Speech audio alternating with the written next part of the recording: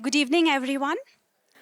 Welcome to today's event organized by Department of Arts from RBNMS First Grade College in association with RBNMS Educational Charities. I'm Mehnaz, and it's my pleasure to host this gathering. Through the lens of renowned biographer Mr. Ramachandra Guha, we are here to explore the life and work of Mahatma Gandhi. Mr. Guha's work is known for its meticulous research, nuanced analysis, and engaging narrative styles.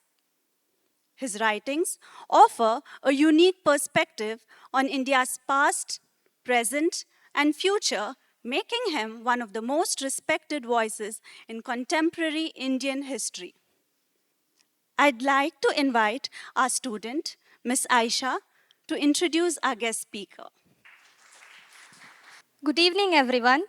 I'm here to introduce Professor Ramachandra Guha, who actually needs no introduction.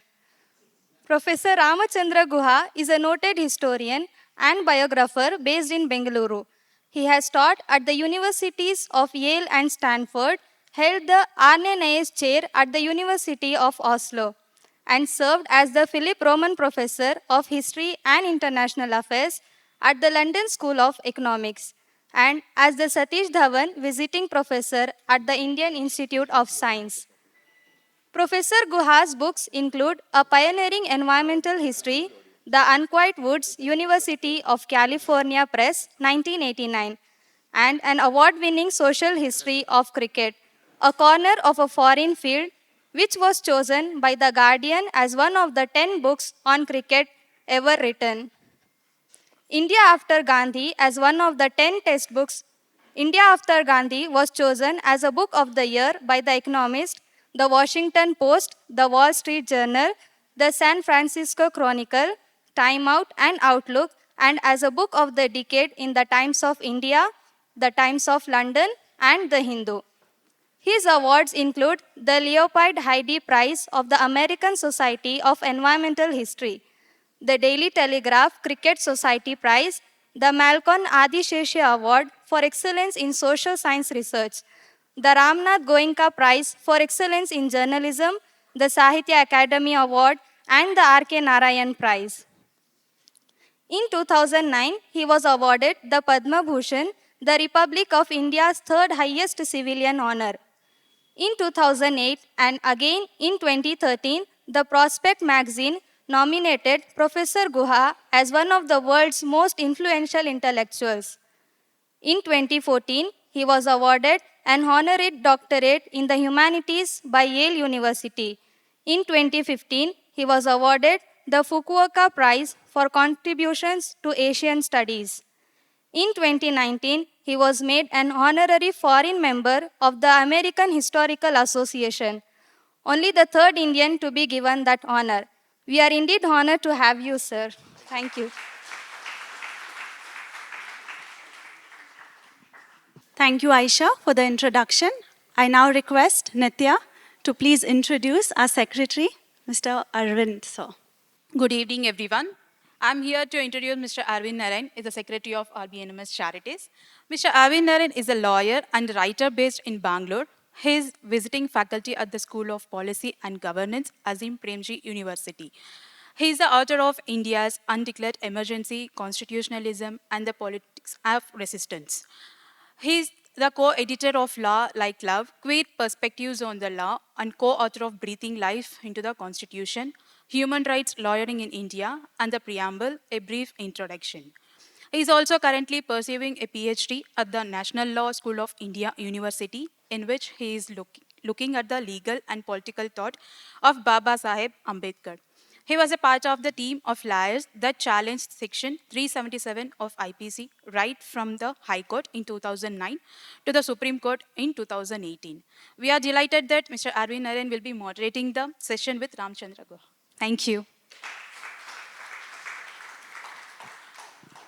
Now let's proceed to the most awaited part of the session, the interactive. Over to you. Thank you all. It's wonderful to be in this space, a historic building refurbished and converted into a cultural center for this city. I'd like to thank Sandeep Narayan of RBNMS for inviting me. I'd also like to express the gratitude on behalf of my fellow citizens to the trustees of RBNMS, to Hema and Ravichandra for their extraordinary special gift to the city.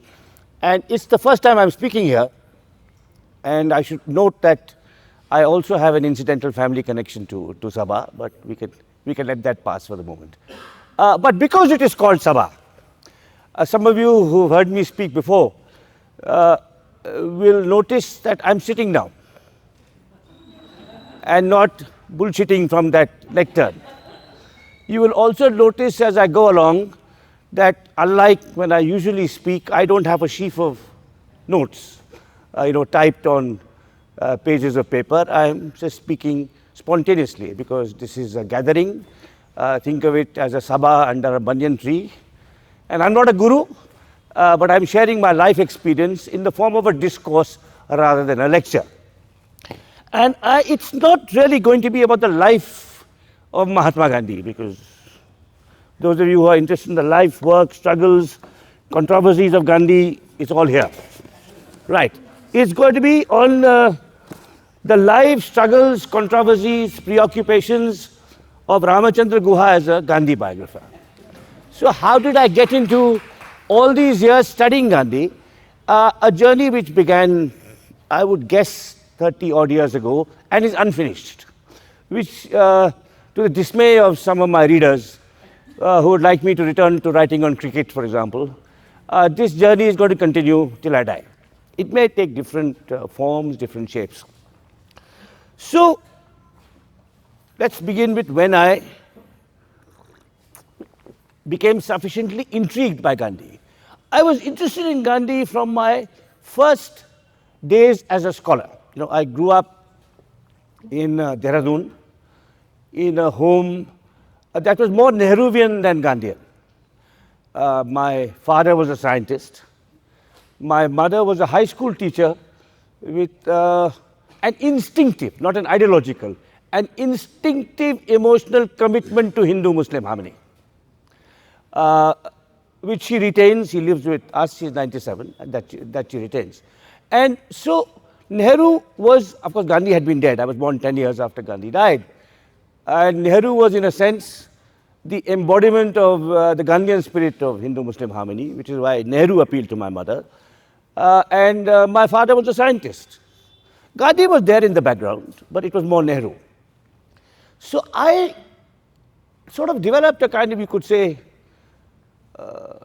more than hazy interest in Gandhi when I discovered the works of the anthropologist Verrier Elwin, which happened in the summer of 1978, when I was doing an MA in economics and rather disenchanted with economics. And dare I say, economics was even more disenchanted with me. When I came across Elwin's autobiography, which is called The Tribal World of Verrier Elwin, where this Oxford scholar, the son of a British bishop, describes his coming to India in his 20s, discovering Gandhi, admiring Gandhi, choosing to make his home in India, becoming the foremost anthropologist and activist for tribal people, and in the course of his journey, becoming disenchanted with Gandhi, partly because of Gandhi's twin obsessions with celibacy and prohibition. Now, prohibition, Elwin regarded as damaging to the Adivasis, for whom drink was both nutritious and part of their song and dance and so on, and celibacy he regarded as damaging to himself. And then, of course, so he was very close to Gandhi. In fact, there's a wonderful story of a talk that Gandhi gave this should have been in 1931, after the Salt March, when he had been released from prison. Gandhi gave a talk in Mumbai with Meera Ben, Madeleine Slade, on his left, and Elwin on his right. So this enemy of the British Empire was speaking about the evils of colonialism with a young British female friend to his left and a young British male friend, or both really disciples, to his right. So he wrote some wonderful essays on Gandhi. including one comparing Gandhi and Wordsworth, which is cited in my book, Speaking with Nature. This is back in 1930, Elvin wrote this essay. But then he worked with Adivasis, found some of Gandhi's views, I think, justly problematic. And then got moved away from Gandhi and was out of touch with Gandhi for the last decade of Gandhi's life. And then Gandhi was murdered. And Elvin felt horrified by that and felt somewhat embarrassed and ashamed that he had allowed himself to be away from the nurturing influence of Gandhi. And then he came back to Gandhi and in 1954 or 55 wrote a short book on Gandhi for an Adivasi audience. So I knew of Gandhi because of this rather complicated relationship that Elvin, who was in a sense the reason I got into intellectual work. After reading Elvin, I moved away from economics and decided to do a PhD in sociology and anthropology, inspired by Elvin. My doctoral research was on forests and peasants in the Himalaya, and it ended with 2 chapters on the Chipko movement, which was then very fresh and new. And working on the Chipko movement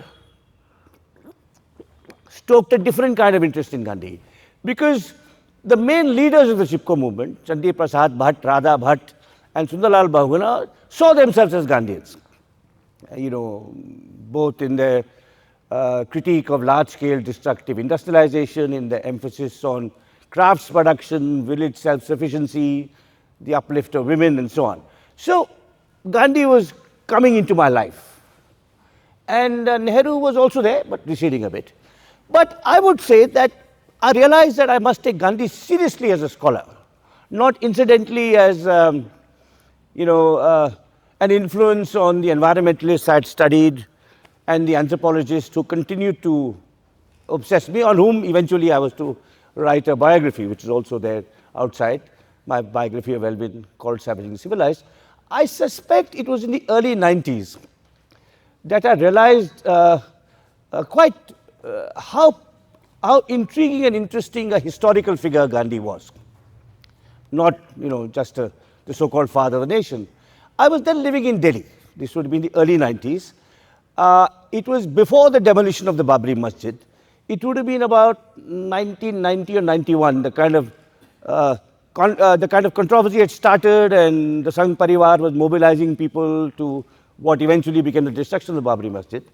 And there was this bitter kind of dispute over this mosque stroke temple. And a very close friend of mine, who I had just befriended then, who continues to be a very close friend of mine, some of you know him and many of you know his work, the scholar, diplomat and civil servant Gopal Krishna Gandhi, told me this story. Sushila Nair, who was Gandhi's, very close to Gandhi, she was with him in the Aga Khan jail during Gandhi's last term. She was pretty close to Kasturba. She wrote the first biography of Kasturba. She was Gandhi's doctor. Sushila Nair was with Gandhi, walking with him in Noakhali. When all this was happening, Sushila ji, who was then in her late 70s, went to Ayodhya and started holding meetings, advocating Hindu-Muslim harmony. And at one of these meetings, this old lady was on the stage with some people, and they started singing Raghupati Raghava Raja Ram, Ishwar Allah Tere Naam. When they came to Ishwar Allah, there was booing and shouting and chappals thrown on the stage. And she was disturbed and flustered, and she went up to the protesters and said in Hindi, and I suppose all of you will understand it, but I'll translate. She said, "ऐसा क्यों कर रहे हो? हम गांधी जी के तरफ से आए हैं. We have come representing Gandhi." And the protesters replied, "और हम Godse की तरफ से." Right. Now this was, we have come representing Godse. Now Gopal Gandhi told me this incident, which Sushila ji, who was an old family friend, had told him. Now, again, this is so long ago that I can't remember the exact sequence, but either just before that or probably just after that, I was reading a newspaper in Delhi, either the Times of India or the Hindustan Times, and it had a long interview which someone Arvind will know about and one or two others will know about in the audience, but most of you will not have heard the name. This was a person called Kondapalli Sitaramaiah. He was a Naxalite leader, the leader of the People's War Group in Andhra. I can see some heads nodding. Now, KS, as he was called, had been arrested and taken to hospital.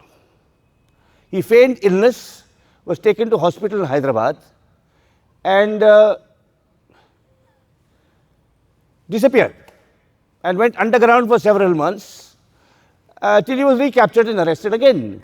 When he was arrested for the second time, a Telugu journalist interviewed him, and this was a translation of the Telugu journalist interview with Kondapalli Sitaramaya that was published in a Delhi newspaper in English, because I don't read Telugu, so I read it in English. So the journalist asked the Maoist revolutionary, when you escaped from the hospital, what did you do when you were on the run? And he said, I went to Porbandar. Now just calculate the distance from Hyderabad to Porbandar, about 800 miles from the Deccan right to the west coast. In those days, it would have meant train, bus, and other odd forms of transport. And so I went to Porbandar. I went to Gandhi's ancestral house, which is now for many years has been a museum. And there was a Telugu word reproduced in the interview. I saw the house, I went to the veranda, and I spat on the maggu on the floor and came back. Maggu is what in Tamil is called kolam, the floral decoration showing a sacred place. So I said, what? Just look at the intense hatred of this man for Gandhi. I mean, that he travels 800 miles just to spit on the maggu outside Gandhi's ancestral birthplace. So it struck me that here is a figure who's been dead 40 odd years, and the visceral hatred on both left and right for him. That really intrigued the historian in me. That what is it about someone so long dead that he's so vilified, by right-wing radicals and left-wing radicals. So I think that in a sense could be probably the beginning of my journey towards becoming a Gandhi biographer. Now, I had worked on the Chipko movement, where kind of Gandhi's our influence was sort of manifest. I was writing on Elwin, who had this very complicated relationship with Gandhi I've told you about. And I'd also been kind of working on a social history of cricket. Now, one would not expect Gandhi to figure at all in a social history of cricket. India's two great popular passions are film and cricket. Gandhi is known to have watched one film in his life, and I think he fell asleep at the interval. And there is no record of his ever having watched a cricket match. But I was writing this social history of cricket, which is called A Corner of a Foreign Field, whose hero was a forgotten Dalit cricketer called Palwankar Balu, who was the first great Indian cricketer. He was a left-arm slow bowler on the first All India tour of England, in which the Indian team lost most matches. He was the standout success. He got 150 wickets. This is 1911. He was offered county contracts. And when he and his brother Shivaram, who also performed well on the tour, both born in Dalit homes, came back on the ship, there was a reception for them hosted by the Depressed Classes Association of Bombay. And at that speech, B.R. Ambedkar, who was then a brilliant college student, made his first public talk, which was to welcome and felicitate Balu and Shivaram. Now, it's a long and complicated story I describe in my book of his struggle. Balu struggled to be accepted. He was never made captain of the Hindu team, even if he was the best player, and so on and so forth. His younger brother Vitthal, who was an outstanding batsman, eventually became captain of the Hindu team. This was partly because of Gandhi's influence, because Gandhi had come back and started mobilizing the public of Mumbai against, and Western India against untouchability. And when the Hindus beat the Europeans in the final of what was then the leading major cricket tournament, the quadrangular, and Vitthal scored 100, he was carried off the field by people saying, Mahatma Gandhi ki jai. So I wrote this book on cricket, and I said I didn't really expect Gandhi to figure, because it was woven around There was also other aspects to the book. There was also Hindu-Muslim rivalry played out in the cricket field, and race and colonialism and so on. And then I started compiling the index to my books. In those days, I used to compile the indexes to my own books. Now I've become too old and my books have become too long. So I get other people to do it for me. But that's the last book for which I compiled my own index. And when I did so, I found there were 40 index entries to Gandhi. I said, look at this man. When I work on the environment, he's there. When I work on Elvin and Indian anthropology, he's there. God forbid I work on cricket and this fellow is stalking me here too. So I better settle my accounts with him. Now, I wasn't really sure how I would do it. I was hesitant to write a biography to begin with, for the reason that all my previous projects had been, so to say, in untilled fields. You know, there was no discipline of environmental history before I wrote my book, The Unquiet Woods. My biography of Elvin was the first, and deservedly, I think, should be the last, because Elvin probably doesn't deserve more than one book.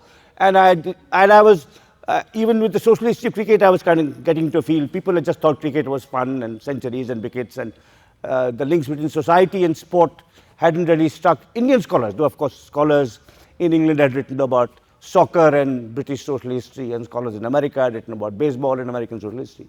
And I thought, you know, I like being a pioneer. There are 600 or 800 or 1200 books on Gandhi. Let me do something different. So I had various ideas. First, I thought I'd do an anthology of the best essays on Gandhi.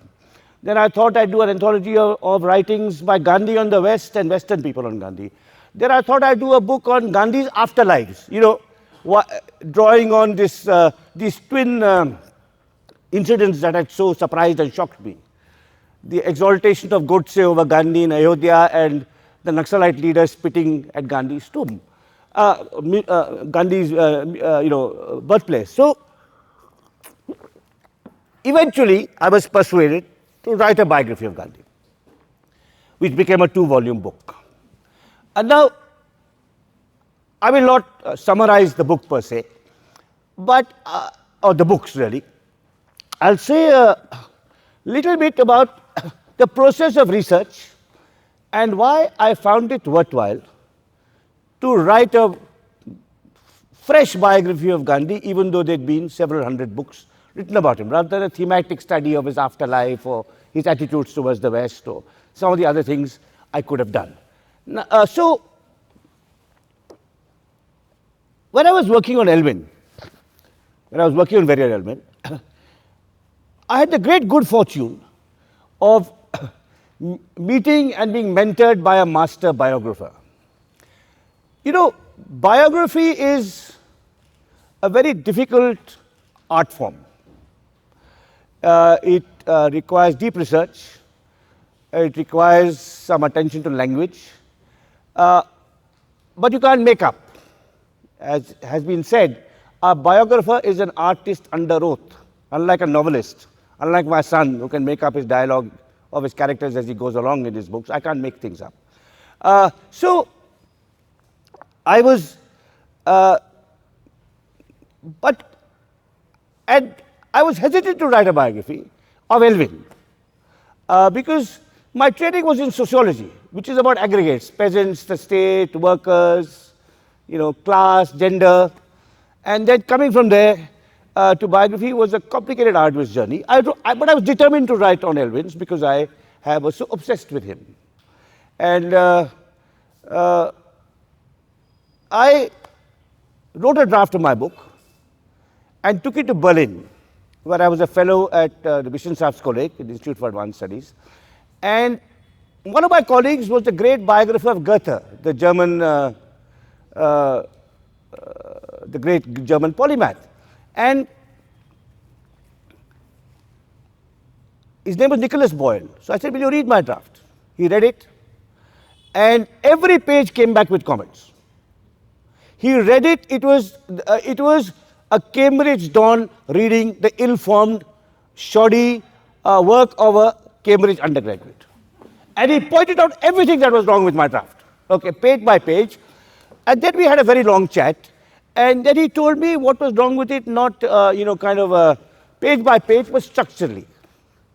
And he taught me what I came to regard, as a nod to him, his name was Nicholas Boyle, I came to regard as Boyle's 3 laws of biography.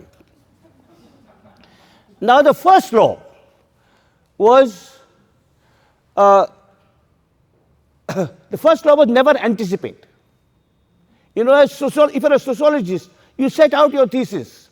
This is a book about an environmental movement. It tells you how they are, it tells you the links between state and society, and you set out a thesis, and then you, document it, then you go back. Here you never anticipate. So, for example, if Elvin,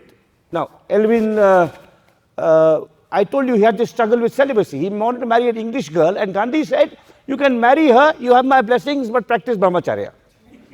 Now, but in my draft it said, later on he was to quarrel with Elvin and he married a tribal girl. Now, never anticipate, let the suspense build. So that's Boyle's first law of biography. The second law of biography, which is even more important, is especially if your subject is a writer, look for sources other than those emanating from your subject himself or herself. Now, Elvin wrote 40 books, 400 newspaper articles. You can tell the whole, and hundreds of letters. So you can tell he wrote to his mother, who's in England, twice a week, to his sister once a week. You can tell the whole story of his life through Elvin's voice. So look for sources other than those from your main subject himself. And the third and most important law of Boyle was a biography is only, a biography depends on how vividly and interestingly you fleshed out the secondary characters. So it's not just that you do not just follow Elvin's writings. You look at Elvin's friends, his associates, his loves, his family, his rivals, his interlocutors, his influences, intellectual, cultural, political influences.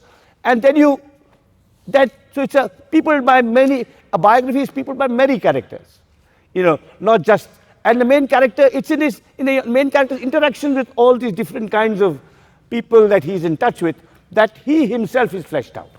So these were Boyle's 3 laws, to which I added a fourth. Elvin wrote a beautiful autobiography. It's called The Tribal World of Warrior Elvin. It won the Sahitya Akademi Award for English in 1964. I think it was the first work of non-fiction ever to win that award. Usually those works go to novels and sometimes to poems. And he wrote a fabulous autobiography. And when I was working on Elvin in the 80s and 90s, there were many people who had read Elvin's autobiography. Now it's probably out of print. I don't think anyone in this room would have read it. But I would meet friends and senior relatives, and they'd say, what can you add to his book? It's so exquisitely written. It tells his story in such a charming, vivid way. And then I came back when I did all my research in the archives, and I found, kind of juxtaposed what I had found about Elvin's life with the way he had told his own life, to Boyle's 3 laws, to repeat, Boyle's 3 laws being, do not anticipate, look for sources other than those created by your principal character, and flesh out the secondary characters. To these I added a 4th law, which is my own, Guha's addendum to Boyle's laws. An autobiography is a preemptive strike against a future biographer. Now, and then I decided I will apply these laws to Gandhi. So you have, first of all, never anticipate. I've already that's rather obvious. That's the most obvious of these laws. Gandhi wrote his own autobiography, which is a kind of a preemptive strike. It's an invitation for you to fill in the silences, iron out the ambiguities, and so on. Then, of course, there is this question of writing. There are 97 volumes of Gandhi's collected works. Okay, 90 volumes chronological, 7 volumes supplementary. Then there is volume 98, which is indexed to subjects. There is volume 99, there is indexed to persons. And the series should really have stopped at 99, except that India invented the 0. Indians love cricket and centuries. So, utterly redundant and superfluous 100th volume was added, called Prefaces to the 97 volumes. But anyway, 97 volumes is a hell of a lot, right? And it is so tempting that virtually all the studies on Gandhi thematic, sociological, political, biographical, polemical, critical, debunking, rely massively and sometimes totally on those 97 volumes. And I knew through my research, there's much more. There's much, much more. There's the letters to Gandhi. And the letters to Gandhi are not there in the collected works. They're in the Sabarmati Ashram. There's 60,000 of them. And those are the letters about Gandhi in other private paper collections. The newspaper reports, the intelligence reports on Gandhi, because the British were following him for 40 years. I mean, it's an extraordinary rich range. I said, I will use all of this. And of course, there's the whole question of many more intriguing and interesting characters. So then I wrote these. Eventually, I was going to write one volume, and then it eventually became two. I'll say more about volume one, which is this one, okay, which is called Gandhi Before India, which ends with Gandhi leaving South Africa in 1914. Now, if you look at when he was 45, so more than half of his life had already been lived before he comes back to India. Now, if you look at most works on Gandhi, they very quickly go over that South African part. It's seen as a prelude, a precursor. But actually, it's much more important than that. It is the shaping of him. It's there. Now, for example, even before South Africa, he's in England. So, of course, he's. Let's begin with before England in Kathiawar. Now, a very important determining feature in Gandhi's life was the death of his father.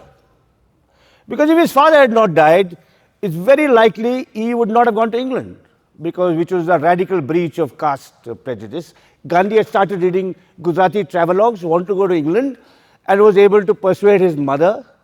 I think we remain so patriarchal 140 years later that it's still probably easier for young children to persuade their mother than their father if they want to do something daring and risky and radical. So, okay, so that's the first interesting aspect. Then he goes to London. And in London, there's a chapter, one of my favorite chapters in my first volume is called Among the Vegetarians.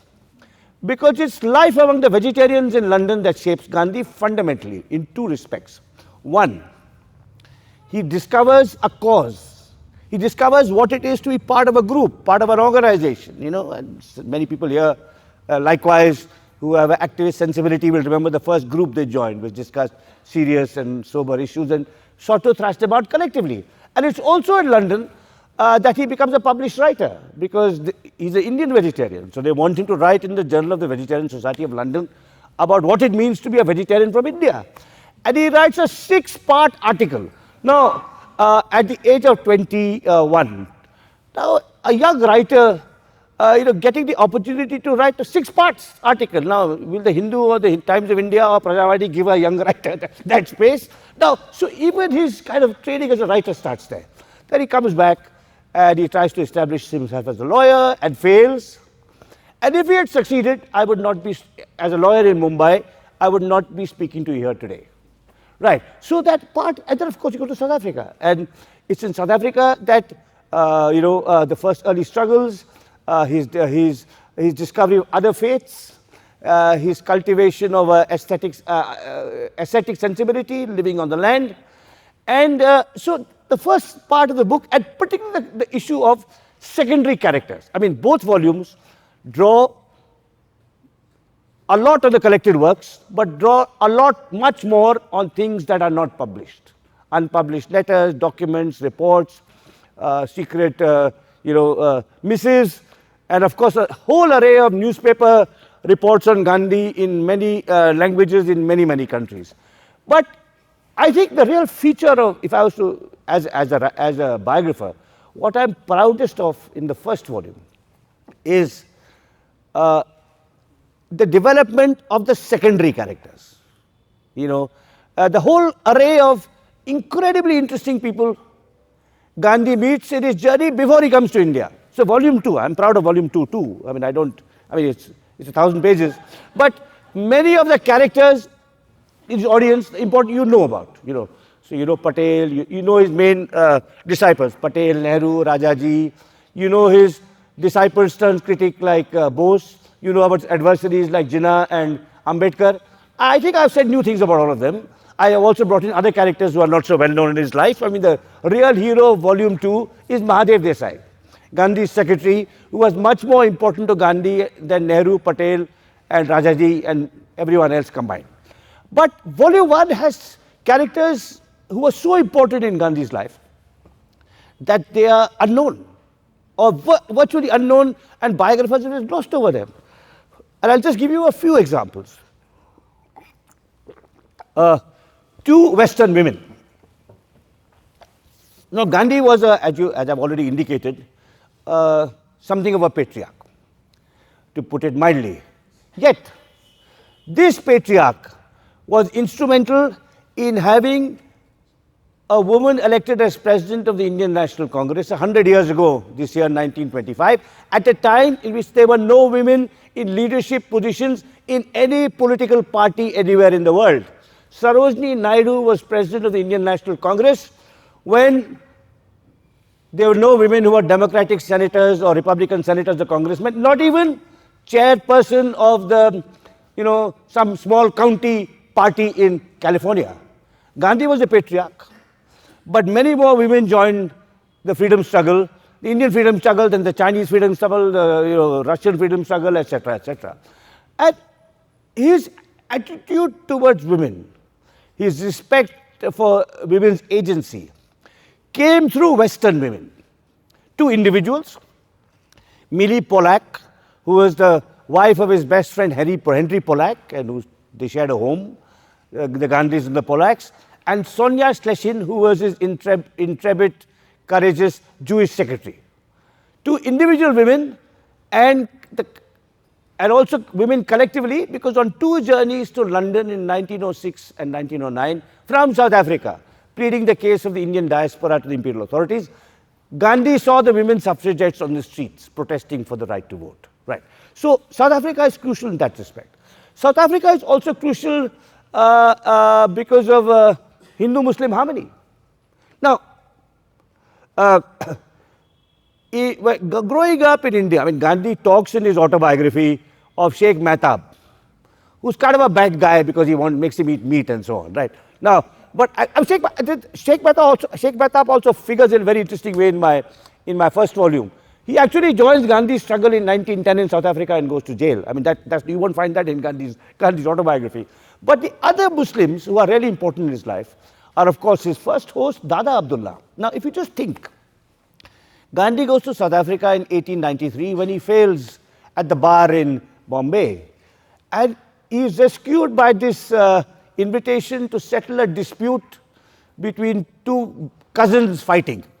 So I hope Arvind and Sanjeev will not fight about the legacy of RBNMS. Let other business families carry on their fights. That's fine. So here is this two cousins fighting, and they need a lawyer who knows Gujarati and the English law, because the dispute is legal, but the correspondence is in Gujarati. So by that accident he goes there, and he takes a ship from Mumbai, lands in Durban, is met by Dada Abdullah and taken to Dada Abdullah's house. Now, was absolutely inconceivable in any town in India, even in Mumbai, for a Hindu and Muslim friends, two friends, one Hindu, one Muslim, then to actually stay under the same roof. Then he starts his organization. His first patron was a Parsi Rustamji. Then the movement, the first Satyagraha begins. When the first Satyagraha begins in 1907, 1908, the initial volunteers were Gujarati Hindus because they were inspired by this other Gujarati Hindu leader. But after some time, the Gujarati Hindu merchant said, "Ek baar ho gaya, now we're not going to jail again." And then the Satyagraha is rescued by a man called Ahmad Kachalia, who's a Muslim. And incidentally, that's a separate story, Kachalia's children joined the anti-apartheid struggle, and both were close friends of Nelson Mandela, but that's a separate question. So he realizes, and then at this stage, the Satyagraha is mostly, Kachalia was also a merchant, moderately, not prosperous, but moderately well-to-do merchant. In the second wave of the Satyagraha, it is Tamils who are the main activists and bulwark. So Gandhi understands the religious and linguistic pluralism of India. the idea that India does not belong to Hindus alone and does not is more and India is more than Gujaratis alone comes from South Africa. And that's the cast of characters. I mean, you know, I spoke about Pollack. I didn't say much about. I spoke of Pollack's wife Millie, but Pollack and Kallenbach, two Jews, are sort of like his Patel and Nehru, you could say. So it's the cast of, I mean, and all kinds of other people, you know, you'll see if you read the book. So I'm glad I made it 2 volumes. Sometimes I wonder if I should have made it 3. Not in terms of adding stuff, right? But in breaking this up into 2 volumes. So because this is more than 1,000 pages, this is called Gandhi Before India, which is, as you know, a nod to my book India After Gandhi. My wife thought that the title was too clever and too self-referential, and I should have called it something else. And well, maybe she has a point, I'm not sure. But this book, right, I thought at one stage I should make it 2 volumes. So Gandhi Before India starts with his birth and ends with his, it starts with his birth in 1869 and ends with his leaving South Africa in July 1914. This begins there and ends with his death. I thought that maybe I should break it up into 2. I would call, so first volume is Gandhi Before India. Second volume I would call Gandhi Against the Raj, which would run from 1915 till the Salt March. And volume 3 I would call the last years of Mahatma Gandhi from 1930 to 1948. Eventually I was persuaded to put it in 1 volume because I think one friend told me, one friend whose advice I valued said, you know, the denouement of the martyrdom and the assassination, you can't leave it in the 3rd volume. You have to, you know, the whole arc. Anyway, so that is the story of these 2 volumes. Can I go on for about 10, 15 minutes? Yeah, okay. Now, so they were published, they are you know, all out there. But my journey with Gandhi has not ended. But before I tell you about the kinds of things I want to do with Gandhi, around Gandhi, indeed have done with Gandhi, around Gandhi, let me say a little bit about what happens to a biographer after he or she has written a biography which gets decent reviews. After you're known as a biographer, what happens? Now, Elvin and Gandhi were both dead. They chose me, but they were both dead. I mean, I chose them too. I mean, I returned their invitation, you could say. But they chose me. Now, what happens if what happens is if you are known as a biographer who has written some reasonably well, shall we say, well-received books, you get unsolicited requests to write biographies of people. And I'll say a little bit about the kinds of requests I've got from my experience as a biographer. So this began with Elvin. My book on Elvin came out in 1999, in March 1999. Some months later, I got a call from a librarian in Delhi.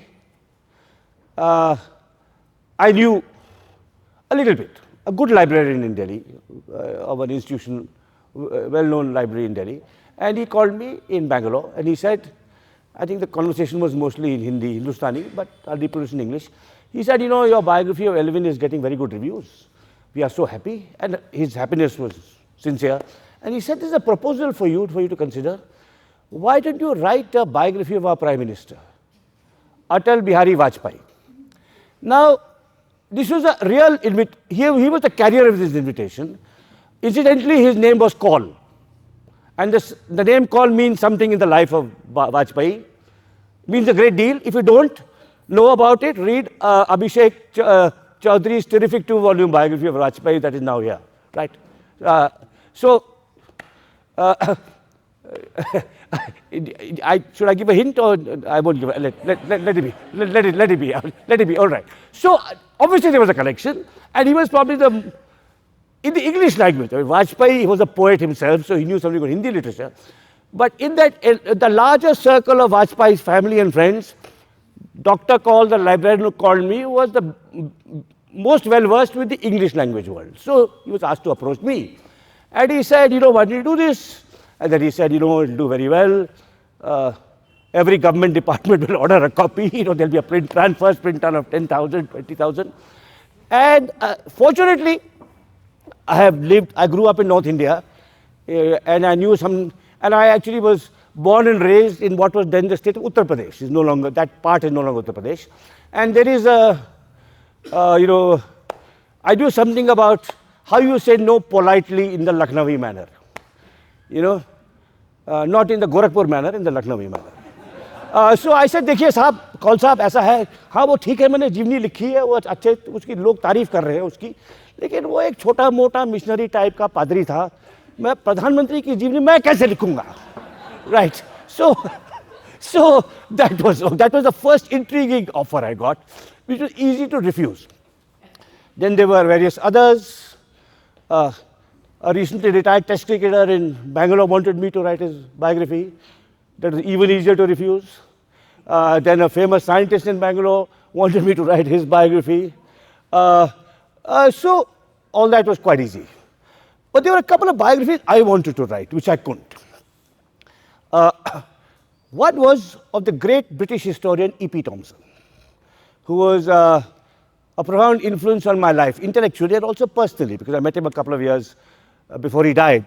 And he and the Frenchman Marc Bloch were the two most influential historians of the 20th century. So, and he had a very interesting life. His father lived in India. He was himself in the peace movement.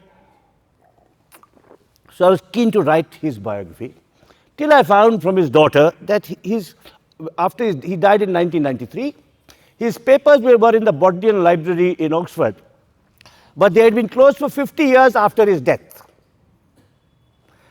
So obviously, it was not possible for me to write about him without access to his papers. I mean, one can speculate as to why they were closed, but they were closed.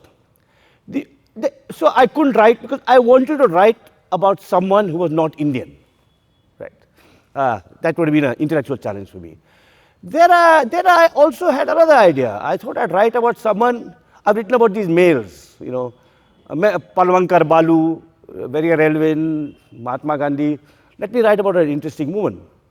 And I was very intrigued by the writer and broadcaster Atiya Hussain, who wrote one classic novel, Sunlight on the Broken Column, who was a legendary beauty. In fact, George Bernard Shaw is supposed to have told someone who was visiting India, a friend, he said, there are two people you must see, Gandhi for his greatness and Atiya Hussain for her beauty. She grew up in Lucknow and then of course moved to England, always identified with India. Her husband moved to Pakistan, she did not move with him. She became a broadcaster on the BBC in the Urdu service, but then because she was an Indian, not a Pakistani, she lost her job. I did a very interesting life, and of course I knew Lucknow because of UP, I know London, and I wanted to write about her, and I found that her diaries were there. She had kept diaries for 50 years of her life. But her children, they had two children, I was not able to persuade them to give access to those diaries. So they were commissions I refused, easily refused, and there were ideas I had which I could never activate. Now the most curious commission I received, I'll tell you about, and then I'll make a few concluding remarks. So when this book came out, Gandhi Before India, in 2013, shortly afterwards, I gave a talk about the book at a literary festival in Mumbai. And as I ended and I came out, I was going, and a young man came to me and said, I have something very important to talk to you about. Can we have a few minutes? So I said, which is what I was going to the airport to catch my flight. I said, here's my email address, write to me. My email address is, and I generally reply to all my emails myself. I don't have a secretary, write to me. So a few days later, a letter came from this gentleman, young gentleman, in his probably late 30s, early 40s, saying, I work in a consultancy, and one of my clients is Mr. Gautam Adani. Now this was November or December 2013. And we've been very impressed by your book on Gandhi and your other books. And Mr. Adani would like to have a conversation with you about writing a biography, about writing his biography. Now in December 2013, we knew where Adani was going and we knew where his patron was going. So he clearly, we knew not how much the rise would be and what would it, all the darker elements. But we knew this guy is going to become something big, right? So the letter came into my inbox, and I actually got a part-time secretary. I had to write a kind of polite letter of regret saying I'm working on the second volume of Gandhi biography. But before I did, I sent it to a few friends. This letter for this commission to write this book.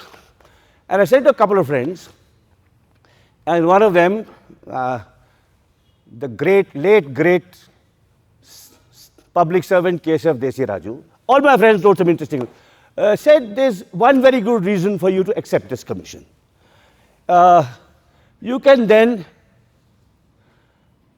after you fulfilled it, write your memoirs and entitle it Adani After Gandhi, A Biographer's Journey. Okay. Okay. Now, so that was that. However, I had still, among the reasons I turned down all these different commissions, one or two were quite interesting actually, but I said Thompson, and there was also the various other things, because I still had accounts to settle with Gandhi. So I have finished a book which will come out next year, which is called Arguments with Gandhi. So my biography is chronological. It's a narrative of his life, his struggles, his friends, his rivals, his loves, his anxieties, his achievements, his failures, etc. And it follows, following Boyle's first law, never anticipate, it follows a strict chronological line. So Arguments with Gandhi is about arguments that Gandhi had in his lifetime and afterwards, like Kondapalli Sitaramaya spitting on the 40 years after his death, around themes like non-violence, religion, gender, caste, technology, and so on and so forth. So that is one book that is done, that will come out next year. I have also working on a book that I've made substantial progress with, called, I won't reveal the title, but it's in the making of the collected works. Now this is an absolutely staggering project. Gandhi wrote so much in 3 languages all over. And how the government of India carried it out, because there is no equivalent anywhere in the world. It's meticulously edited. And I was able to trace the records of how it started. The two main movers of the project were Jawaharlal Nehru and Gandhi's youngest son, Devdas Gandhi, but then how they got the group of editors, how the editors assembled the team, where they sourced the stuff from. If you look at the volumes, they're utterly fascinating. I mean, the prefaces, which have a volume by themselves, are the least interesting. But how they annotated, what kind of footnotes, and how things are glossed and explained, the scaffolding, the appendices, the chronology, the choice of photographs, and above all, how the material was collected, collated, translated, and authoritatively attributed to Gandhi. So there is a, Arguments with Gandhi, which is done, which will be a kind of, I hope, a book anyone can read, a book on the making of the collected works, which is more for specialists. And if I live long enough, there will be at least one more, possibly 2, and perhaps even 3 more books with Gandhi. Thank you very much.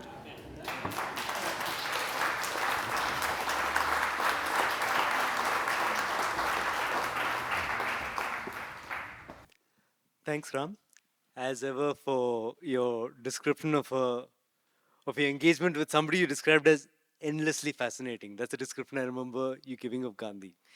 And because of the opportunity presented by this conversation, I actually went back to volume 1, which I'd actually read earlier, and volume 2, which I dipped into. That's my engagement with your 2 volumes. And I think what you described is really an invitation to go back, if you haven't, to both volume 1 and volume 2 for a range of reasons. I'll just mention a couple of reasons why I thought volume 1 was very fascinating from my point of view. One is Ram described actually the friendships which Gandhi formed with people who were very different from him. Again, the milieu is invoked really beautifully, where you have this young man from a small town in Gujarat who lands up in South Africa. And Again, think of it, right? I mean, think of a range of our techies who end up going to the US. And we know a range of them. Who are their friends? The Bengalis hang out with the Bengalis, the South Indians they hang out with the South Indians, etc. Right? And the description which you get here is Gandhi lands up in South Africa, and his friends are not necessarily his people he works with would have been the Gujaratis, would have been the Tamilians, but his friends are all people from different cultures. Their friends who are Jewish, their friends who are from uh, from the civilization. He critiques his whole life. Right? Again, that's a capacity. What Ram describes it beautifully is a certain how do you cultivate in yourself a certain capacity for friendship. And what is it to cultivate a capacity for friendship? And the description you get, again, these are points which, again, we know Gandhi as the Mahatma. You might not know that here is an exemplar of how you build a friendship with someone you completely disagree with intellectually. And I thought that's a lesson for maybe all of us at even more polarized times, where it's very difficult. Often we have today the culture of cancellation, where Gandhi was the exact opposite. You're saying that, I completely disagree with you, but I will engage with you fully. Be it Ambedkar, be it Tagore, be it a range of figures, and be it a range of these figures. You engage with them very deeply. So there's first and fundamentally, I think the book communicates, volume one, the incredible capacity for friendship which Gandhi had. The second point which I got again coming from my own background in terms of looking at the law more closely, is the development of his thinking on law. It was forged really in South Africa, where you have this really difficult situation where you're advocating for the rights of a minority who doesn't belong to that particular soil, but a minority nonetheless, who are being persecuted by racial laws. That is, you think of what this comes across quite powerfully are the pass laws. That is, you go somewhere, you don't have a pass with you, you're liable to be prosecuted.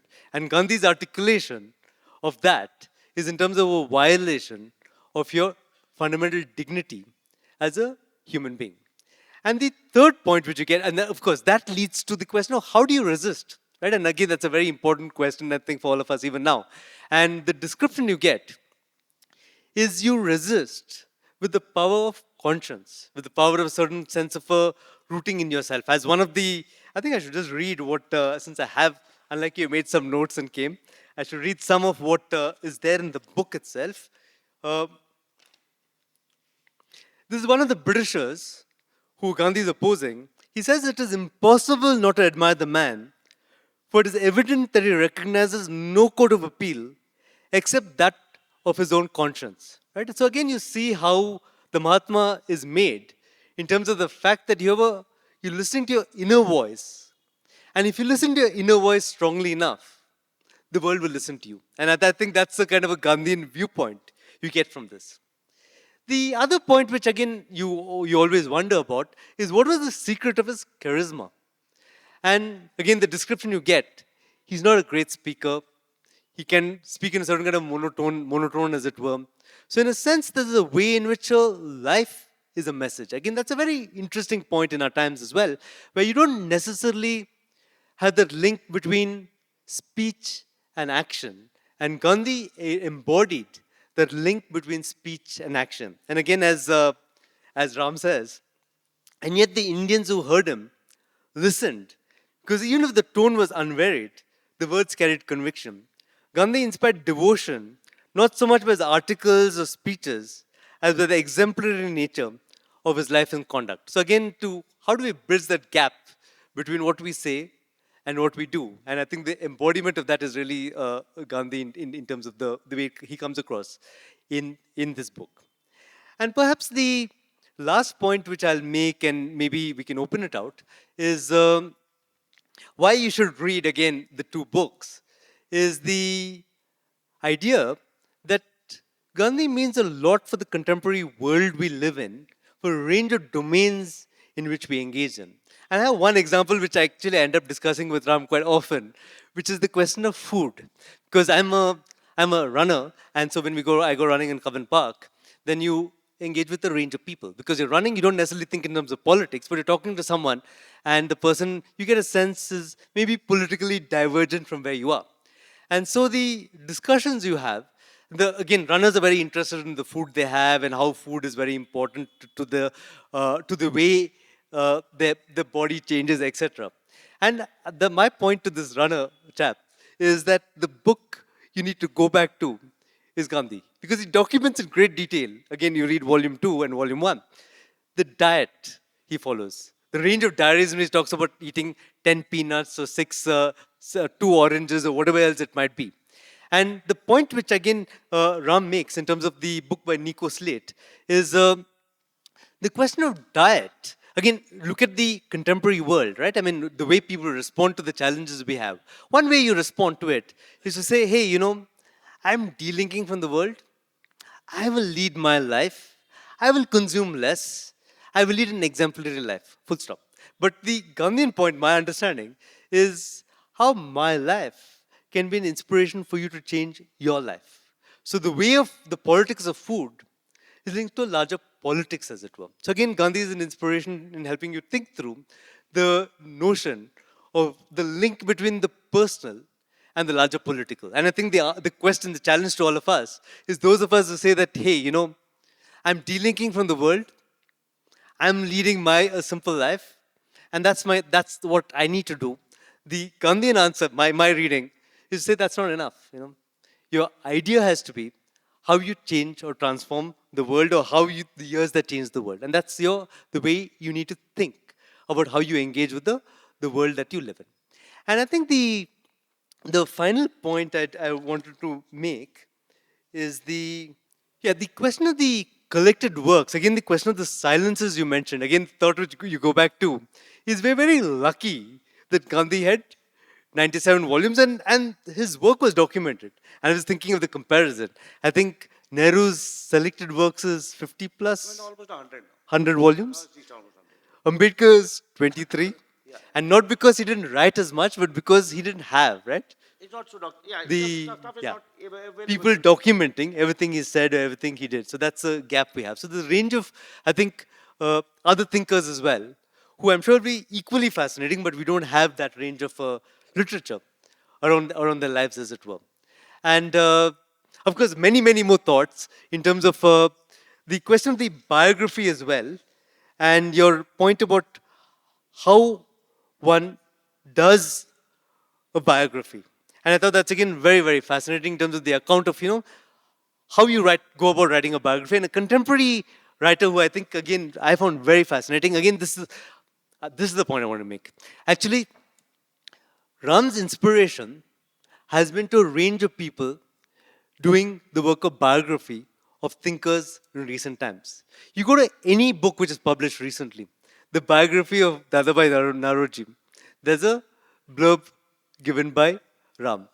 Or a book on the Tokyo trials, there's a blurb given by Ram. So what he's done actually is encouraged a range of people to write about the contemporary history of India. So I think apart from all the other work he's done, he's managed to build that sense of an intellectual community by encouraging younger writers and thinkers to come out and publish or write works of key or important figures in the Indian context. I think for that, we really have to thank you for the effort you put in encouraging all of us. Thank you.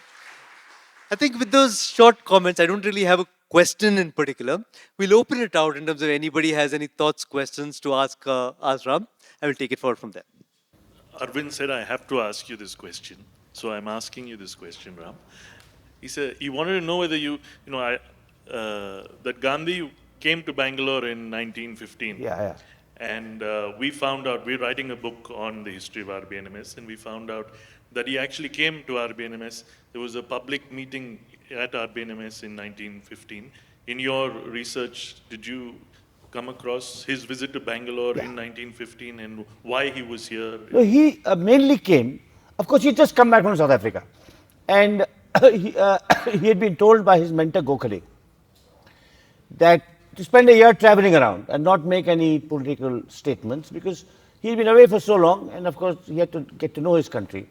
So he came to South India and of course Gokhale died in between. And the principal reason for his visit to Bangalore in 1915 was to unveil a statue of Gokhale in what is now the Gokhale Institute of Public Affairs in Masangudi. I mean, not very active now, but once upon a time very active. I mean, there was a follower of Gokhale called D.V. Gundapal, celebrated Kannada writer, and was involved in that. So he came really for that, and he had been in Tamil Nadu, and you know, I'm sure RBNMS, the same kind of liberal reformist sensibility as Gokhale and the servants of Indian society. That's probably the reason they would have brought him here too. I mean, he came to Bangalore again in the 1920s and 1930s. He usually, in 20s and 30s, he usually stayed at the Kumarappa guest house, and which is still there. And during the Bangalore Literature Festival, when a friend is there from out of town, I generally take them there to show them, because they don't know that there's a Gandhi site there. But it was part of his All India tour, and the unveiling of the Gokhale portrait in an institute named after him was the principal reason he came. Yeah. How did you deal with Gandhi's works, particularly in Gujarati, for your research? And particularly Ambedkar criticized, saying Gandhi wrote some polar opposites. Yeah. Do you agree with that? Did you ever come across such? So that statement of Ambedkar is not accurate. Firstly, that statement is not accurate. I mean, see, I don't want to get into, I mean, my new book has a whole chapter on the Gandhi-Ambedkar debate. It's a very complicated thing, and I hugely admire Ambedkar. And by the way, after I wrote this book, several people have come up to me and said, why didn't you write on Dr. Ambedkar next? So because actually, if you read this book, please read it, Vinay. Please read second volumes too. You will see there's several chapters on Gandhi and Ambedkar. And you can see how carefully I delineate the debate, both the way it changes and in a way in which I don't disrespect either party. You know, on the Gandhi-Ambedkar thing, I'll come to your first question. Was not about, as much about Gandhi-Ambedkar, but whether what led to the or perception Gujarati. That something No, else so in Gujarati. on Gandhi and Ambedkar, it's a very briefly, I could give a whole lecture on this, so I'll let that pass. But on the Gujarati writings, the technical thing. So the Gujarati writings of Gandhi himself are there in the collected works. But Gujarati letters to him, I read Hindi, so some of the Hindi sources I could read myself. I don't read Gujarati. But quite a few of the Gujarati letters quoted in volume 2 were translated for me by a wonderful bilingual Gujarati writer called Urvish Kothari, who is also a very funny satirist on X. You may have seen some of his short videos, but he's actually, so he helped me with the Gujarati letters. Yeah. Thank you for that lovely talk, so engaging. I was particularly fascinated with your tips about how to write the biography. Not mine, Professor Nicholas Boyle's. I'll say that. 3+1. Go ahead, yeah. 3+1. But I was just thinking that so far the biographies that you described is based on meticulous research, documenting, in many ways a proactive activity.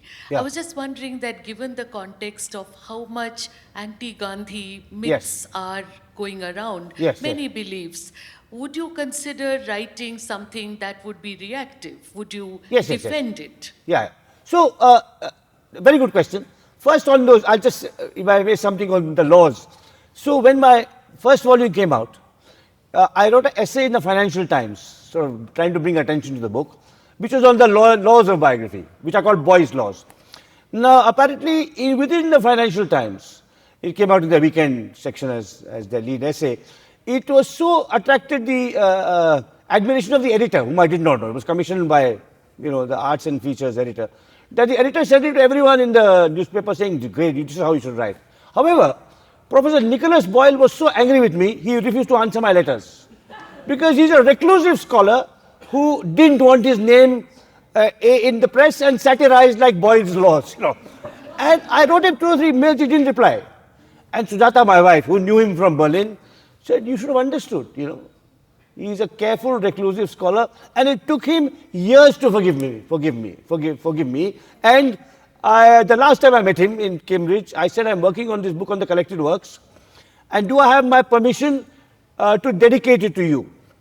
And he agreed. So there's a happy ending. But this is a story about different kinds of scholars. And I think the Boyle kind of scholar is I think the most admirable, the greatest rectitude, devotion to scholarship, and the least talked about in the world of Instagram and X and Facebook and all of that. Right? But your other question about, just remind me the question you asked. About writing in reactive. Yeah, reactive. So yes, the book I've finished now, which will come out, is kind of a response to all the criticisms. So there is a section on Marxist criticisms of Gandhi. You know, when I was a doctoral student in the early 80s, when Hindutva was not there, the BJP had got 2 seats in the 1980 elections. The most vicious critiques of Gandhi came from the Marxists.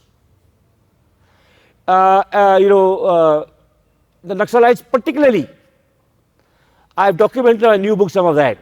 In 1969, during the Gandhi centenary, Naxalites in eastern India, the police reports document some 150 incidents of Naxalites defacing pictures and statues of Gandhi. So and now of course is the right. So I've talked about that too. I've talked about both the Hindu rights critique of Gandhi while he was alive.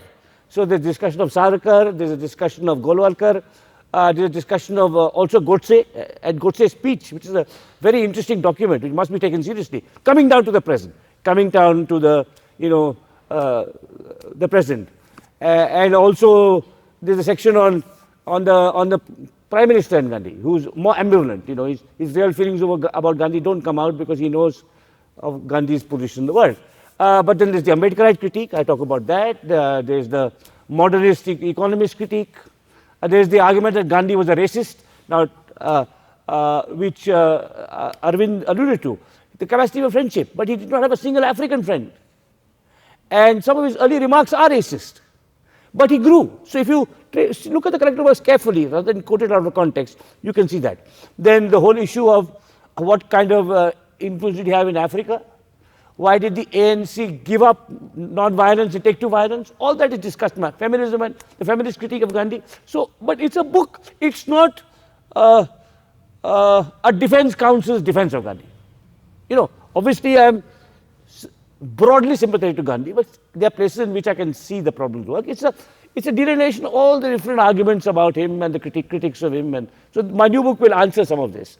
But I am a qualified admirer of Gandhi. That's how I would put myself. I mean, I also greatly admire Ambedkar.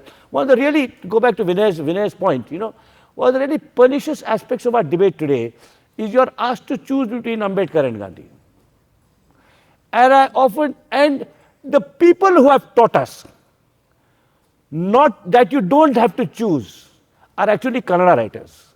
The late Siddhalangayya, the late D.R. Nagaraj, and a person who's still with us, Devanur Mahadeva, who have showed us, and I wish the Ambedkarites, would recognize that. No upper caste Hindu did more to challenge untouchability than Gandhi. No, he was calling it a sin in 1919. He was saying the Hindus who practice untouchability are the general dyers of Hinduism. I mean, initially he didn't oppose the caste system, but that also he changed. So I think it's a lot of misconceptions about that. But Ambedkar is a truly great man. I mean, there's no question about.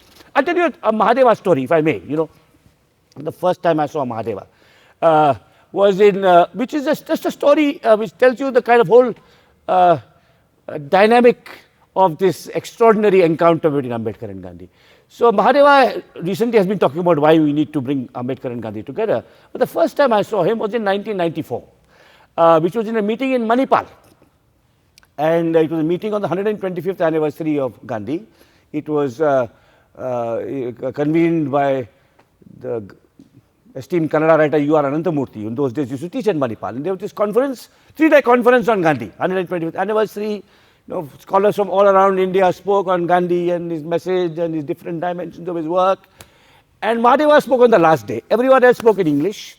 And Mahadeva spoke in Kannada. And I think D.R. Nagaraj or possibly Anandamurthy was translating him. So I'm telling you, because I don't know Kannada, I'm telling you what was said. He was said in translation. The whole seminar was against a portrait of Gandhi in his loincloth. Right, there's a big portrait. And Mahadeva said, see, when we see Gandhiji in a loincloth, what do we say? And he used the one Kannada word I could understand because it's from Sanskrit. He said tyaga, so sacrifice. An upper caste man gives up his profession and works for us. But if Ambedkar is shown in a loincloth, what will we say? He will say, he's a Harijan, what else will we wear? And then he read out a poem by a Dalit woman exalting Ambedkar in a suit. Why Ambedkar must be represented in a suit? Because Ambedkar is not supposed to wear a suit. Nothing in biography, culture, history shows that. Now, I've written a lot on Gandhi and Ambedkar in this book, 3 chapters. In my new book, 1 large chapter. But often when it comes up, I say, it's such an extraordinary relationship. A mere historian or biographer cannot do it justice. And I've said this in public very often, and I'm saying it again here. It has nothing to do with the presence of a certain friend of mine in the audience. I've often said, only Vijay Tendulkar or Girish Karnad could have done justice to that. Actually, Mahatma Gandhi told this that untouchability, those who practice untouchability are general dayas. Yeah. In Vaikam to that Nambudiri who actually was a hurdle for Elavas to enter the Shiva temple. Yeah. That was when I went to Vaikam with Mahadeva sir, I noticed this. My question is this, that you said that you were renewed interest in Gandhi started somewhere around 1978. And that is the exact time when Lankesh also felt so. Lankesh has written about this, that during emergency, all of them felt that Gandhi is like a weapon against the authoritarianism, and everybody is having a Gandhi photo in front of them in Satyagraha against the emergency or the authoritarianism on that day. But now you see that the Constitution preamble is a sort of a weapon or the tool to protest. Why is it that Gandhi is not again such a symbol against the authoritarianism? So, I mean, against authoritarianism per se, I mean, obviously the preamble, but if you go back to the CAA protests, Gandhi and Ambedkar were both there. No. Gandhi and Ambedkar were both there. The CAA protests, you will see the slogans, the posters held up in Delhi and other places, even in Bangalore. And also something very interesting. The day both of us the day both of us were detained was 19 December 2019. You know why 19 December was chosen? No. Yeah, there's only one reason. You know the second reason? Gandhi actually invited the Muslims. Exactly, the Mewati Muslims who were fleeing. So it brought together not only Gandhi and Ambedkar, Gandhi and Bhagat Singh. So actually, I don't want to get into contemporary politics. This is a lecture about the biographer's art. But today, some of these false polarizations, some are real. Gandhi versus Savarkar is real. But if we want to resist authoritarian majoritarianism, infighting, we can draw something from Ambedkar, something from Gandhi, something from Nehru, something from Kamala Devi, something. So I think that's where I think that those CA protests are very interesting because the juxtaposition of 2 days. Anyway, that's yeah. Thank you very much for your lovely books. So been reading all of them. Is it on? Is it on? What? Okay, now you mentioned that you've written about Gandhi's how he changed, and he was not so racist later on. Yeah. So can you mention? Yeah. So there's a full chapter in my book, so you'll have to wait for that. But it's described in detail. So very briefly, the greatness of Gandhi is linked to his cultivating of friendship and talking and listening. The willingness to learn, listen, and change. So if you look at his views on caste, he's gradually evolving from saying, he starts says untouchability is bad, but intermarriage I'm not sure, to ending by saying, I will only solemnize a marriage if it is between a Dalit and a Brahmin. With race, likewise. So he goes in the course of his life, and that is traced in my next book, from being a racist to being a non-racist to being an anti-racist. And that's it. And you see, if you're an ideologue, you cherry pick. You take one quote from the collected works and leave out the rest. The greatest of the collected works was in the spirit of Gandhi's commitment to truth. Everything of Gandhi is there, including the strangest, most bizarre, most peculiar, most offensive remarks he made.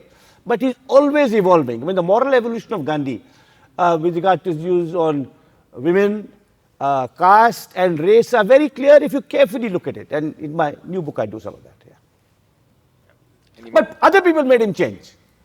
it was not as we, Ambedkar made him more radical when it came to caste. Kamala Devi made him more radical when it came to gender. So, there are other people who are his interlocutors who are pushing him, and he's listening to them and changing. Yeah. Actually, 1927 ಅಲ್ಲಿ 27ರಲ್ಲಿ Baba Saheb B Ambedkar ಅವರು ಮಹಾಡ್ ಸತ್ಯಾಗ್ರಹ ನಡೆಸ್ತಾರೆ. 1913 ಗಾಂಧೀಜಿಯವರು salt March ಮಾಡ್ತಾರೆ. Salt March ಭಾಳ important ಅಂತ ಅನಿಸಿದ ಗಾಂಧೀಜಿಗೆ ನೀರನ್ನು ಮುಟ್ಟೋ ಅವಶ್ಯಕತೆ permission ಇರಲಿಲ್ಲ ಇಂಡಿಯಾದಲ್ಲಿ. ನೀರಿನ ಬಗ್ಗೆ ಮಾತಾಡಬೇಕಂತ ಯಾಕೆ ಗಾಂಧಿಗೆ ಅನಿಸಿರಲಿಲ್ಲ ಏನಾದರೂ? Salt march very seriously in 1913. Yeah. March Satyagraha 1927 is about right to water. Yeah. Why didn't Gandhi take the right to water seriously? The answer to that is we shouldn't expect one person to do everything. If I was to ask you, why didn't Ambedkar take the Hindutva and the demonization of Muslims seriously? Would that be fair? No. Do you understand? Right. So, I think this whole mode of argument, why did he not do this? Rather, what did he do and what did others do? Do we judge his life against his time? From the perspective of 1927, what could Ambedkar do? What could Gandhi do? So this whole, what has happened is, I'll tell you the background to this briefly. And we are talking a great deal about Ambedkar and Gandhi. Maybe after this we can get on to other topics. You see, there was a time when Ambedkar was written out of the narrative because he opposed Gandhi and he supported the British. Now, he had a good reason to oppose Gandhi because he had experienced discrimination, oppression himself. So, he understood it much more actively. And also possibly a good reason to support the British because British rule actually opened up spaces for Dalits. But he was demonized and kept out. Today, he is excessively valorized. It is as Ambedkar has the answers to everything. Ambedkar himself said, hero worship, bhakti or hero worship is the route to dictatorship. Don't make a cult of Ambedkar. Don't make a cult of Gandhi. That's how I would put it. So I think this Gandhi Ambedkar, like Mahadeva is, that's why we should learn from Mahadeva. How can we bring both of them together? I mean, he's written some beautiful things on, and of course, D.R. Nagaraj's book, The Flaming Feet. So, yes, I mean, but that is not, by the way, it's not true that Gandhi did not talk about water. His writings consistently say access to public wells. In fact, he opened wells to Harijans in the early 30s. They were not followed up because his followers did not, were not. In the whole Congress, only Gandhi was fighting against untouchability full time. Patel was not interested. Nehru was influenced by Marx, so he thought class is more important than caste. But Gandhi does talk about it. If you read his speeches in the early 30s, access to schools, access to public wells, public roads is also part of what he's saying. Yeah. Sir, Winston Churchill was a strong critic of Mr. Gandhi. So who? Winston Churchill. Winston Churchill. Yeah. So how do you? Yeah, that is a standard imperialist criticism. I mean, it's there in my second volume. Because Winston Churchill did not want freedom for India. He said Hindus are a beastly people with a beastly religion. Those were his remarks. And he actually thought when Gandhi was on fast in 1943, he was happy for Gandhi to die. That's a standard imperialist criticism. I mean, it's not really very interesting. I mean, so in my new book, I don't talk about it because it's not really. Any questions at the back, maybe? Hello, sir. Thank you for the talk. So my question is for concerning younger generation, people of my age and those younger than me, those of us who still look up to Gandhi. How do we put across his message in a manner that doesn't get us attacked per se? And also, what do we do when all we receive is gifs of Nathuram with fire eyes and stuff like that? What is that? The last part I didn't get. GIFs, if I say something positive about on Gandhi Jayanti, celebrating him, in response to in the comment section, we receive a image of Godse with laser eyes and stuff like that. So the thing is, X and Instagram are enemies of nuance and subtlety. You can distort it, take anything out of context, right?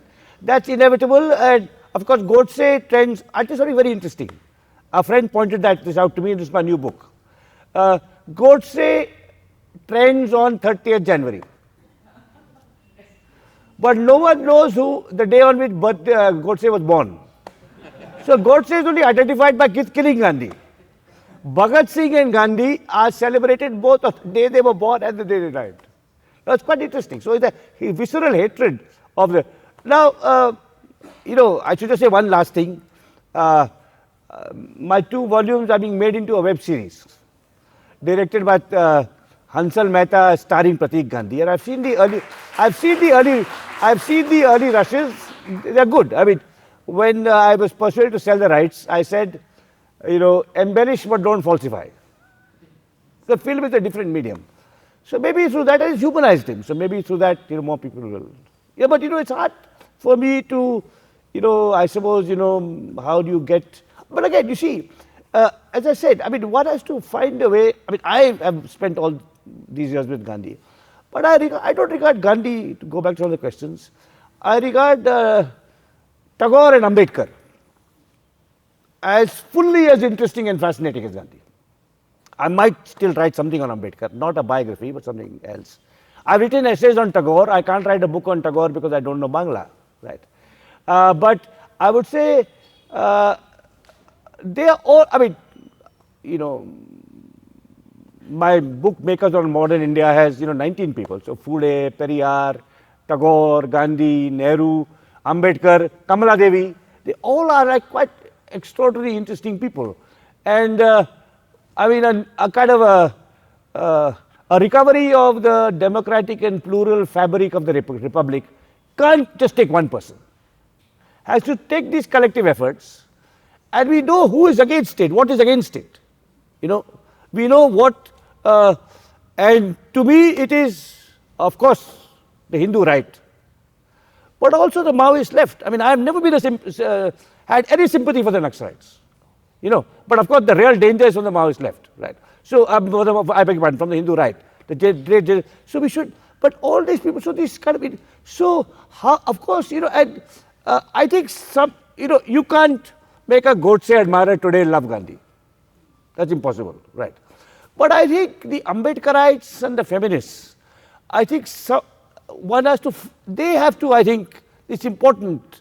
I think the bridges between Gandhi and Ambedkar are crucial. And I think that's, if you're looking at citizens' action, I mean, I'm not an activist, I'm a writer, but I think to find a way of not treating them today as adversaries. Maybe they debated in the 30s and maybe they had their disagreements in the 30s. But I think that is something which I feel very, very strongly about. And as I said, it's very interesting that Karnataka is the one place where the intellectuals of at least Mahadeva and Nagaraj's generation realized that demonizing Gandhi, vilifying Gandhi, would only play into the hands of the Hindutvawadis. Ram, can you say a little bit about the relationship between Gandhi and Tagore, since you mentioned Tagore? Yeah. Was there were they, Gandhi and Ambedkar has been discussed a lot, Yeah. but what was that like? So that's a great, it's a great topic, possibly for a whole book. So Gandhi and Tagore had a very interesting, complicated relationship, affectionate, rivalrous, disputatious, but broadly undergirded by mutual regard. And they disagreed on nationalism. And Gandhi, to his credit, the famous statement of Gandhi, which may even be in schools in Bangalore, that the windows of my house are not walled in, and etc. I welcome in all the winds, but I will not be blown off by any. The first line of that statement is never used. It is, I hope I am as great a believer in free air as the poet. Now that statement came at the end of a debate extending over 2 years. Gandhi started as a xenophobe. Gandhi said something which he later came to recant, unlike other Gujarati politicians who keep on making those kinds of statements. He said, Ram Mohan Roy and Bal Gangadhar Tilak were pygmies for writing in English. And basically Tagore took the pants off him. He wrote a brilliant critique where he pointed out that, you have to look at the world outside and, as Tagore was to famously say in another context, we must glory in the illumination of a candle lit anywhere in the world. And then Gandhi opened it. He recognized he had gone too far. Then they disagreed about the charkha. But then they agreed about many things. And they had a wonderful, wonderful friendship. There's a great book called The Mahatma and the Poet, which has the letters between Gandhi and Tagore. Now, unfortunately, the issue with that book is that it is published by the National Book Trust, which means every Indian can afford it and no Indian can see it. So that's really what it is. But it's, it's a first, it's again, I think Vijay Pataki and his troupe in Bangalore have done a play about Gandhi and Tagore. So I think a book on Gandhi and, they're extraordinarily fascinating relationship. Some of the relationship is also traced in Gopal Krishna Gandhi's edited volume, A Frank Friendship, which is about, it is, my new book, Speaking with Nature, has a photograph of Gandhi and Tagore on the cover because that's Gandhi's last visit. But, there's some things in which Gandhi is like much greater than Tagore. So, like, on the other hand, there's some issues in which Tagore was a visionary. So, when Gandhi comes back, he goes to Shantiniketan. And he finds that in Phoenix, everyone does their own hard work and dirty work. But the other students have other people to do all their cleaning and so. So he says, you have to, how do you break down caste barriers? By making Brahmins also doing manual work. That's a very revolutionary act of Gandhi. So it's a fascinating relationship. I'll say one thing about Tagore, one last thing about Tagore. Unfortunately, Ravi Shankar says this, not the lesser Ravi Shankar who lives somewhere close to us, but the great sitar player Ravi Shankar. He says that, we Bengalis have held Tagore so close to the heart, our heart, that we've not let the rest of the world recognize his greatness. And I think that's true of the rest of India too. So this Tagore-Gandhi debate, you're right. It's just, I wish that book, The Mahatma and the Poet, was more widely available. By the way, one last thing. So that long before The Mahatma and the Poet came out, Navajivan Press, which was Gandhi's publisher, edited a very interesting volume, brought out a very interesting volume, edited by R.K. Prabhu, who was a journalist from Canara, from Karnataka, interested in Gandhi. And it doesn't have all the letters, unlike Mahatma and the Poet, Mahatma and the Poet was edited by Sabyasachi Bhattacharya, who was a JNU professor. R.K. Prabhu has about 60% of the letters. But in 1959 it came out, Navjivan Press. Again, 3 rupees, can't get it. I bought it in A.H. Wheeler in some railway station. But the title of that collection is fascinating. It's called Truth Called Them Differently. I think that's, with Ambedkar Ambedkar and Gandhi, I would say justice called them differently. Both were committed to justice, but I think that's, But that lovely title, Truth Called Them Differently. Thank you.